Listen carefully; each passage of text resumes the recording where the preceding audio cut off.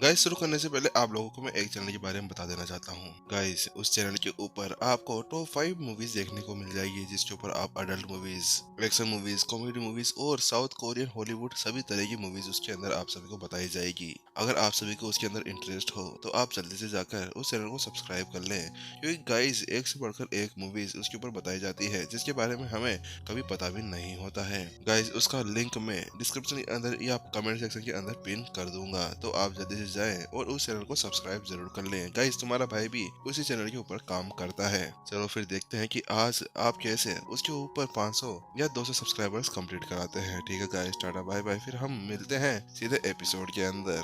ठीक है गाइस, तो फिर हम सभी शुरू करते हैं आज के हमारे एपिसोड को।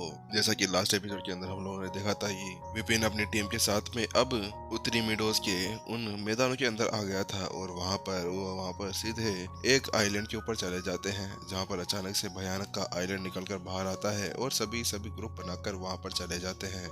हालांकि अंदर जाने के बाद में अचानक से उनके ऊपर अंडरग्राउंड गुफा में, जिसको हम लोग भूतिया गुफा भी बोलते हैं, उसके ऊपर सभी मास्टर टीचर्स की बॉडी पड़ी हुई थी, जो वहां पर एक प्ले की तरह काम कर रहे थे। अचानक से उन सभी के अंदर जान आ जाती है और वहीं एपिसोड खत्म हो जाता है। तो चलिए शुरू करते हैं आज के हमारे नेक्स्ट एपिसोड को।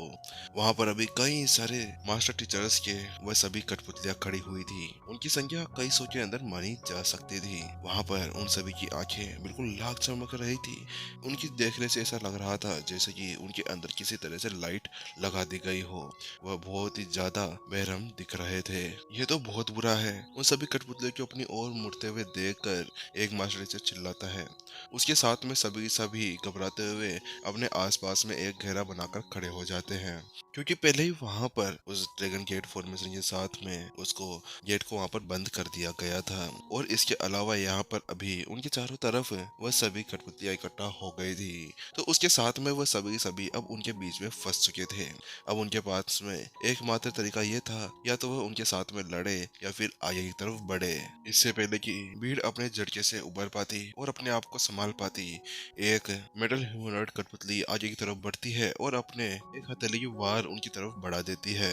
वहां पर जितनी भी ह्यूमनॉइड कठपुतलियां पड़ी हुई थी ना, वह संतरेवल स्टेज 4 के ऊपर थी, और उनकी ताकत भी असहनीय थी, क्योंकि वह सभी जब मरे थे तो वह उसी सेम लेवल के ऊपर थे। और इससे भी ज्यादा जो अलग बात थी वो ये थी कि उनको वहां पर मरने का डर था ही नहीं, क्योंकि आखिरकार वो पहले से ही मारे जा चुके थे। और जब उनको बार बार मारा जाता तो वो वापस से खड़े हो जाते। और सतीली को अपने ओर आते हुए देखकर डिवीजन हेड माधव जल्दी से आगे बढ़ते हैं और वो उसके ऊपर अटैक करने जाते हैं।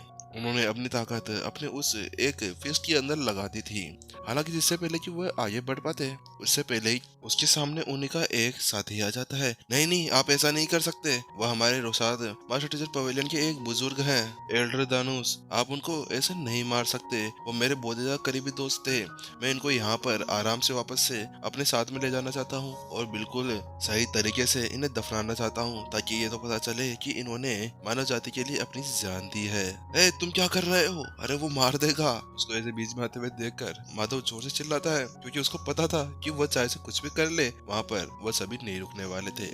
हालांकि जहाँ पर जैसे ही माधव का ध्यान हटा, अचानक से जो सोललेस मेटल ह्यूमनॉइड कठपुतली उनकी तरफ बढ़ रही थी ना, वह वहाँ पर माधव के ऊपर आकर एक जोर से पैंग तमाचा मारती है, जिसके साथ में माधव एक दो कदम पीछे हट जाते हैं और उसके मुंह से खून निकलने लगता है।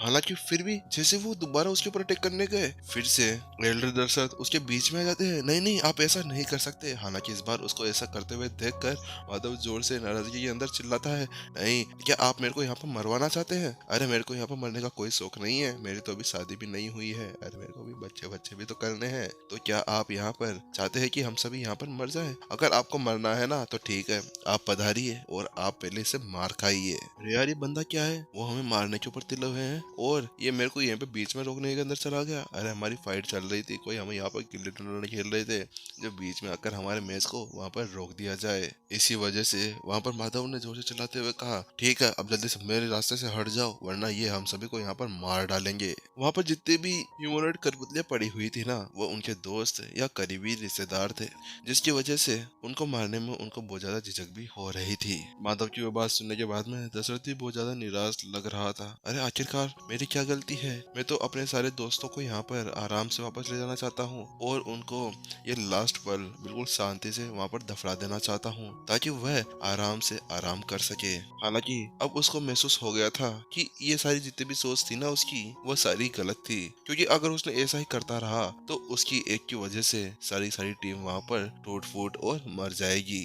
हालांकि जहाँ पर वो इसी तरह से सोच विचार कर रहा था कि अचानक से एक और कठपुतली आगे बढ़ती है और उसके ऊपर अटैक करने लगती है। बूम! एल्डर रमीस।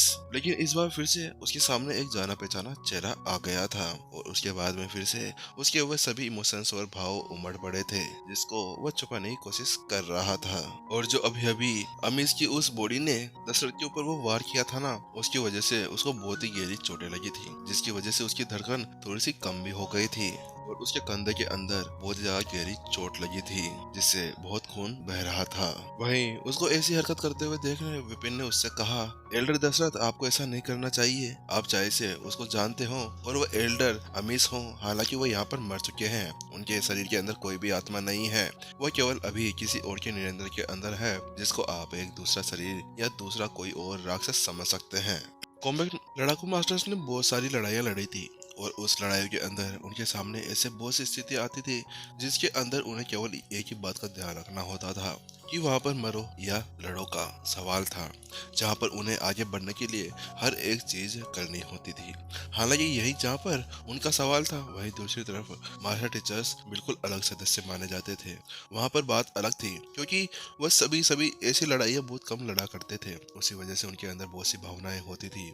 और जब वो अपने सामने अपने किसी दोस्त या अपने किसी सदस्य को देखते तो उनके अंदर ये ऐसी गहरी लालसा आ जाती कि वह उन्हें कैसे मार सकते थे, जिसकी वजह से सबसे बड़ा खतरा ही उनका इमोशंस था जिसके अंदर वह बहुत ही ज्यादा फीके थे। हालांकि विपिन की बात सुनने के बाद में अब दशरथ बहुत ही ज्यादा ख्यालों के अंदर डूब चुके थे। उसको समझ नहीं आ रहा था कि अभी यहाँ पर उसको क्या करना चाहिए, क्योंकि वह जानते थे कि उसके सामने जो कोई भी था, हालांकि उसका एक दोस्त था, उसकी वजह से वह उसके ऊपर अटैक नहीं कर सकते थे। हालांकि अब वह इस हद तक समझ चुका था कि अगर उसने यहाँ पर कुछ नहीं किया तो उस एक की वजह से उसके पूरे टीम की वहाँ पर जान चली जाएगी, जिसकी वजह से अब वो अपनी एनर्जी को वहाँ पर एक्टिवेट कर लेता है और उसके साथ में वह गहरी सांस लेते हुए अपने सामने बढ़ रहे एल्डर निमिस के उस कठपुतली की तरफ एक बार भेज देता है। बूम! और एक जोरदार ब्लास्ट के साथ में एल्डर निमिस की वो बॉडी अब एल्डर अमीस की वो बॉडी अब दूर उड़ते हुए चली जाती है और एक दीवार के अंदर जाकर गड़ जाती है। हालांकि जैसे वो पीछे गई, अचानक से वहाँ पर और भी ज्यादा ह्यूमनॉइड कठपुतलियां आ गई थी जो उन सभी को घेरने के लिए तैयार बैठी हुई थी। कुछ देर की फाइट के बाद में अब सभी बुरी तरह से वहाँ पर थक चुके थे। उन सभी को पता था कि अगर ये और ज्यादा यहाँ पर लड़ते हैं तो उसके बाद में वह हार ही जाएंगे। उसके बाद में जल्दी से डिवीजन हेड क्रिक विपिन की तरफ पलटते हैं और वो विपिन से कहते हैं, प्रिंसिपल विपिन, अब हमें यहाँ पर क्या करना चाहिए, क्योंकि हम इन सभी को कितना ज्यादा क्यों ना मार ले, चाहे से इनका सर ही क्यों ना काट दे। हालांकि फिर भी ये वापस से खड़े हो जाते हैं। डिवीजन हेड क्रिक की बात सुनने के बाद विपिन सोच विचार करने लगता है और उनसे कहता है, ये सभी जो जितने भी कठपुतलियां यहाँ पर हमारे सामने है ना, इन सभी को कोई ना कोई कंट्रोल कर रहा है। जब तक हम उसे ढूंढ लेते हैं तो तब तक हम इन सभी को यहाँ पर रोक पाने में कामयाब हो जाएंगे, क्योंकि वास्तव में सारी कठपुतलियां थी और इन सभी को अगर कोई कंट्रोल कर रहा होगा तभी तो ये यहाँ पर आएगी इन सभी से लड़ने के लिए, वरना फालतू में ये सभी कठपुतलियां अपना टाइम वेस्ट करने के लिए यहाँ पर क्यों ही आएगी। विपिन की बात सुनने के बाद में हेड गिरिक ने कहा, ठीक है, सभी यहाँ पर अब हॉल मास्टर जगदीश और हेड आदर्श के साथ में प्रिंसिपल विपिन को यहाँ पर घेरे के अंदर कर लो और सभी अपनी फॉर्मेशन को एक्टिवेट कर लो, क्योंकि यहाँ पर अब प्रिंसिपल विपिन उस आदमी को ढूंढने के लिए यहाँ से जाने वाले हैं। इसके साथ में सभी अब विपिन और उन तीनों के साथ अब उसके बाद में सभी विपिन और उन सभी के चारों तरफ एक घेरा बनाकर खड़े हो जाते हैं। उसके बाद में जल्दी से वो अपने सामने एक डिफेंसिव फॉर्मेशन के अंदर उसको एक्टिवेट कर लेते हैं।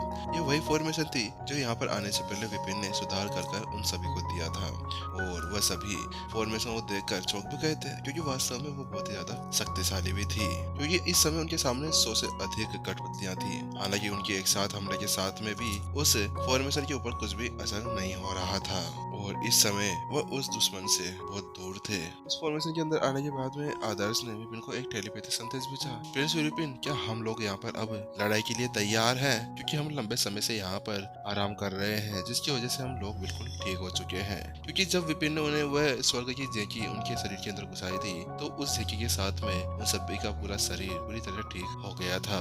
और विपिन के कहने के बाद में ही वह दोनों के दोनों पूरी तरह से कमजोरी का नाटक कर रहे थे।